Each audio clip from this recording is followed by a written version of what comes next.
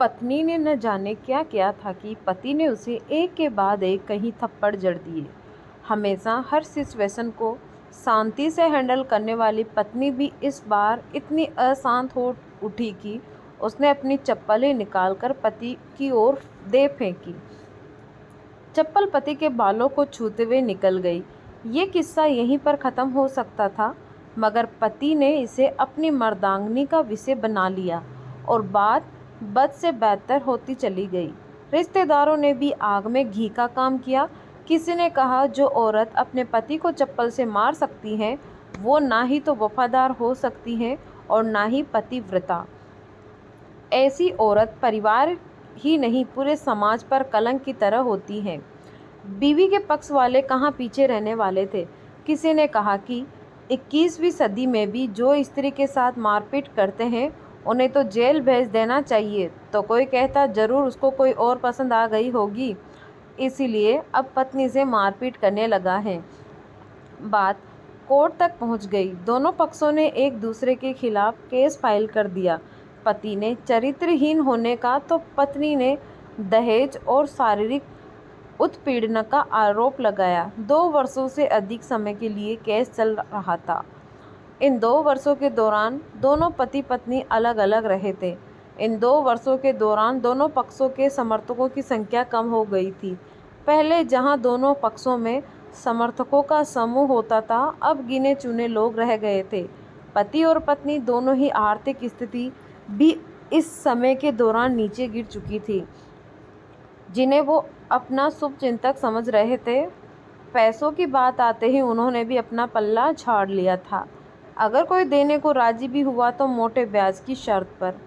आखिरकार वही हुआ जो सब चाहते थे, डिवोर्स। हर कोई खुश था, दोनों पक्षों के रिश्तेदार, अपने माता पिता और दोनों के वकील। लेकिन 5 साल की सुखद शादी और एक सुंदर बेटी होने के बाद मिले इस डिवोर्स से पत्नी मुक्ति और पति शांत।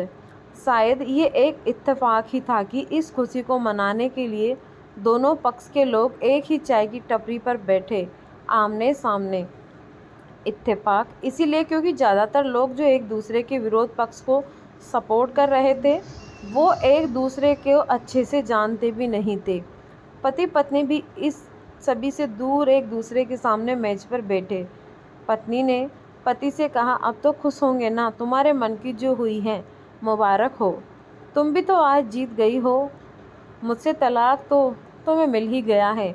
कॉन्ग्रेचुलेसन टू यू टू, पति ने कहा। तलाक तो तुम जीत का प्रतीक समझते हो, पत्नी ने पूछा। पति चुप रहा। थोड़ी देर की शांति के बाद पति ने कहा, मुझे तुम्हें 5 लाख रुपए अभी और हर महीने 8,000 देने का आदेश है। अभी मेरे पास पैसा नहीं है, इसीलिए हमारा मतलब मेरा जो सिटी में फ्लैट है उसे तुम्हारे नाम कर देता हूँ। पत्नी बोली, लेकिन उस फ्लैट की कीमत तो 18 लाख की है ना। हाँ, लेकिन हमारी बेटी तुम्हारे साथ है और आगे जाके उसके खर्चे भी बढ़ेंगे, तुम्हें थोड़ी आसानी होगी।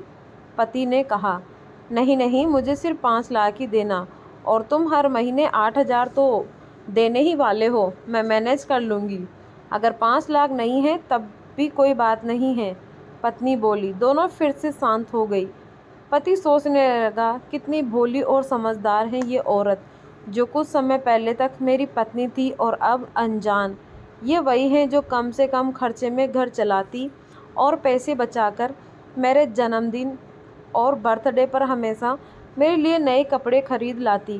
कभी बीमार भी हो जाती तो पैसे बचाने के लिए मुझे मालूम न होने देती और घरेलू नुस्खों से अपना इलाज कर लेती। मगर मैं कोई और बीमार होता तो तुरंत डॉक्टर के पास लेकर जाती। मेरी ही मति मारी गई थी। मैं ही अपनी झूठी मर्दांगनी के चक्कर में इतनी बड़ी गलती कर बैठा। पत्नी के दिमाग में भी उथल पुथल चल रही थी। अभी वे वैसा ही है। पहले भी खुद से ज़्यादा हमारे बारे में सोचता था और अब भी वही कर रहा है।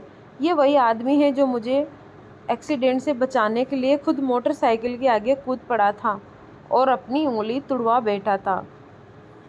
पता नहीं कौन सी मनहूस घड़ी में झगड़ा कर बैठी मैं। पति ने मौन तोड़ते हुए पूछा, अब तुम्हारे कमर का दर्द कैसा है? ज़्यादा तकलीफ तो नहीं होती? पत्नी हल्का सा मुस्कुराई और बोली, अभी भी होता है, अब तो पेट में भी क्रैम्स उठते हैं। वो तो होगा ही, तुम योगा या कसरत भी तो नहीं करती हो। अब किसी गायनेकोलॉजिस्ट को ज़रूर दिखा देना, पति ने कहा। तुम बताओ, तुम्हारा अस्थमा कैसा है अब? क्या अब भी दौरे पड़ते हैं? पत्नी ने पूछा। हाँ पड़ते हैं, पहले से ज़्यादा, क्योंकि अक्सर इन्हेलर भूल जाया करता हूँ, याद दिलाने के लिए तुम जो नहीं हो अब, पति बोला। पत्नी की आंखों में आंसू आ गए। वो बोली, तुम्हें मेरे चरित्र पर सवाल नहीं उठाने चाहिए थे, तो ये परिस्थिति आती ही नहीं। हाँ मैं जानता हूँ तुम बहुत अच्छी हो, मुझसे गलती हो गई, बहुत बड़ी गलती। मैं लोगों के बहकावे में आ गया था, पति बोला। तुमने भी तो मुझ पर दहेज का इल्ज़ाम लगाया था, वो बोला। गलत था और इस बात का मुझे भी पछतावा हुआ, पत्नी ने कहा। पति कुछ कहना चाह रहा था लेकिन हिचकिचा रहा था। पत्नी ने पूछा, कुछ कहना चाहते हो? वो बोला, क्या सब पहले जैसा नहीं हो सकता? क्या मतलब? पत्नी बोली, मतलब कि हम फिर से पहले की तरह पति पत्नी बनकर, सच्चे दोस्त बनकर नहीं रह सकते, पति बोला। पर ये डिवोर्स के पेपर दिखाते हुए पत्नी ने कहा। फाड़ देते हैं, पति ने अपने पास रखे डिवोर्स के पेपर फाड़ते हुए कहा। पत्नी ने भी अपने पास रखे पेपर फाड़ दिए। सभी हैरान थे, वकील, रिश्तेदार और माँ बाप। पति पत्नी दोनों एक दूसरे के हाथ में हाथ पकड़े अपने घर की तरफ चले गए। दोस्तों, ये कहानी उन हर पति पत्नी के लिए बड़ी सीख है जो छोटी छोटी बातों पर लड़ते हैं और इन झगड़ों को बड़ा बना के अलग होने का डिसीजन लेते हैं। प्यार और झगड़ा तो एक सिक्के के दो पहलुओं की तरह है, दोनों को स्वीकार करना होगा, तभी ये पवित्र रिश्ता उसकी मंजिल तक पहुंच पाएगा।